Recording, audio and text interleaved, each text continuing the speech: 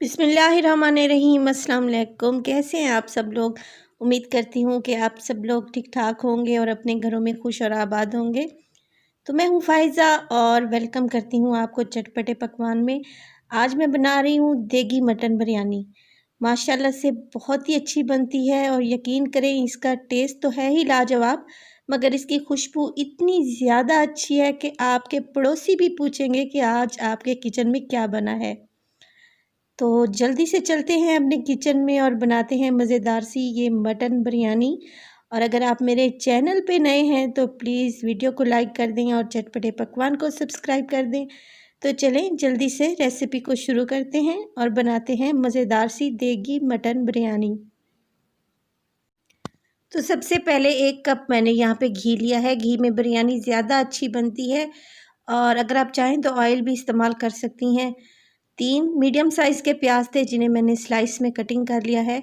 और देखें यहाँ पे एक टिप आपको देती चलूँ, जब भी बिरयानी बनाएं या फिर आप हलीम बनाएं, कोरमा बनाएं, तो प्याज फ्राई करते वक्त 1 पिंच के बराबर नमक डाल दिया करें। इससे प्याज बहुत जल्दी फ्राई होते हैं और इवन फ्राई होते हैं। तो मैंने इसमें थोड़ा सा नमक डाल दिया है 1 चुटकी के बराबर और इसको मिक्स कर लूँगी। और यहाँ पे हमने प्याज को गोल्डन फ्राई करना है। देखिए यहाँ पे प्याज ने अपना कलर चेंज कर लिया है, मगर मैं इसको डार्क गोल्डन कलर में लेके आऊँगी। तो ये देखें यहाँ पे कलर आ चुका है जितना हमें रिक्वायर्ड था। तो अब मैं ये करूँगी कि इसमें से हाफ़ प्याज जो है, आधी प्याज मैं निकाल लूँगी गार्निशिंग के लिए।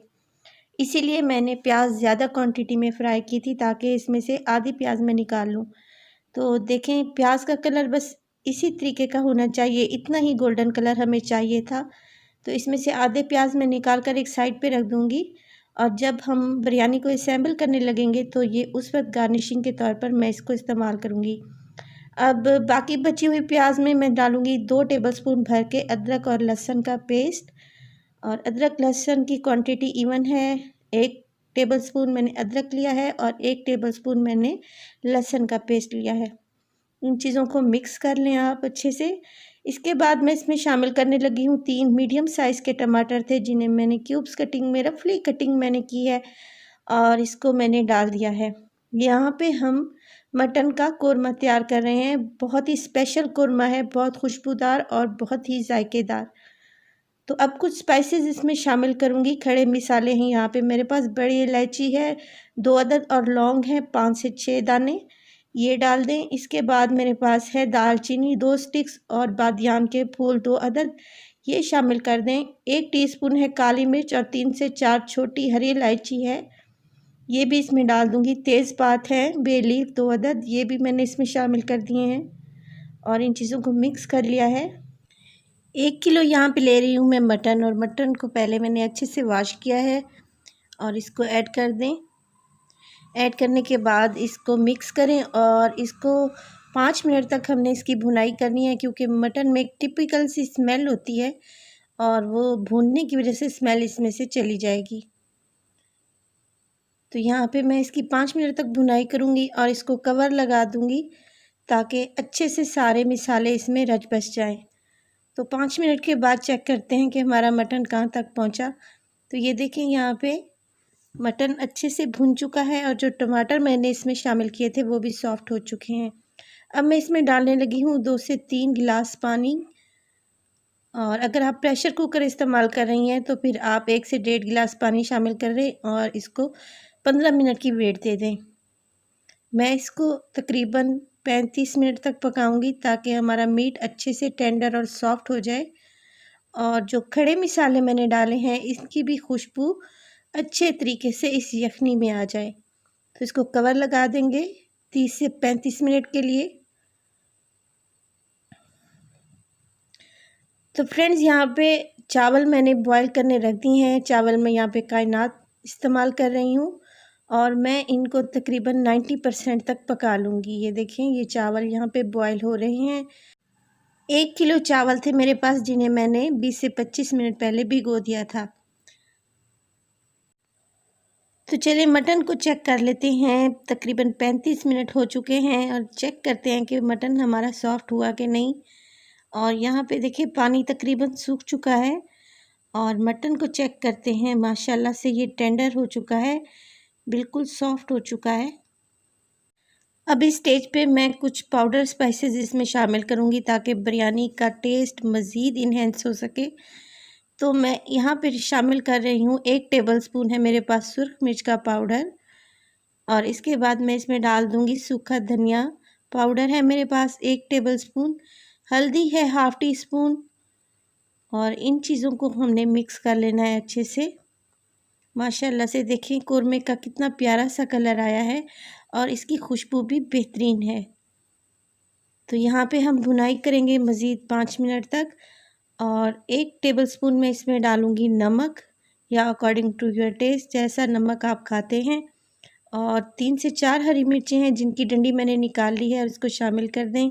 लेमन जूस है मेरे पास 2 नींबू थे जिनका मैंने रस निकाल लिया था, और यहाँ पे मेरे पास है जायफल जावित्री पाउडर 1 टीस्पून, ये हम शामिल करेंगे। और साथ ही साथ इसमें 1 कप दही भी डाल देंगे। दही को अच्छे से फेंट लें और इन चीज़ों को मिक्स कर लें बहुत अच्छे से। और यहाँ पे हमने इसकी भुनाई करनी है यहाँ तक कि जो दही का पानी है वो खुश्क हो जाए।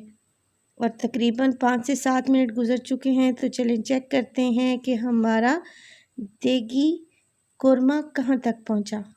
माशाल्लाह देखें कितना मज़ेदार लग रहा है, और ये रेडी है। बस इसकी फ्लेम को हम ऑफ़ कर देंगे। तो यहाँ पे देखें मैंने लिया है दूध, और दूध में डाल दिया है मैंने ज़र्दा कलर। अब इसमें मैं शामिल करूँगी केवड़ा वाटर। केवड़ा वाटर मेरे पास है हाफ़ टी स्पून के बराबर। इसमें मिक्स कर लें अच्छे से और एक साइड पे रख दें। और इसके बाद मेरे पास यहाँ पे है हरा धनिया, नींबू, पुदीना, टमाटर और फ्राई की हुई प्याज जो पहले मैंने निकाल के रखी थी। तो चलें अब हम बिरयानी को असेंबल कर लेते हैं। तो एक बड़ी सी कढ़ाई ली है मैंने, और सारा का सारा कोरमा जो है मैंने इस कढ़ाई में ऐड कर लिया है। यहाँ पे आपको एक टिप दूंगी कि आपकी बिरयानी कभी भी फीकी नहीं रहेगी और उसका टेस्ट एकदम लाजवाब बनेगा। तो हाफ़ चावल की क्वांटिटी मैं इस वक्त शामिल कर रही हूँ। ये देखें 1 लेयर मैं चावलों की लगा रही हूँ, और लेयर लगाने के बाद अब हमने ये करना है कि इसकी मिक्सिंग कर लेनी है। मिक्सिंग करने से ये होगा कि हमारी जो बिरयानी है वो टेस्टलेस नहीं रहेगी, कहीं से ज़्यादा और कहीं से थोड़ा टेस्ट नहीं आएगा, इवन टेस्ट आएगा। और इस मिक्सिंग का ये फ़ायदा होता है कि आपकी बिरयानी एकदम परफेक्ट बनती है।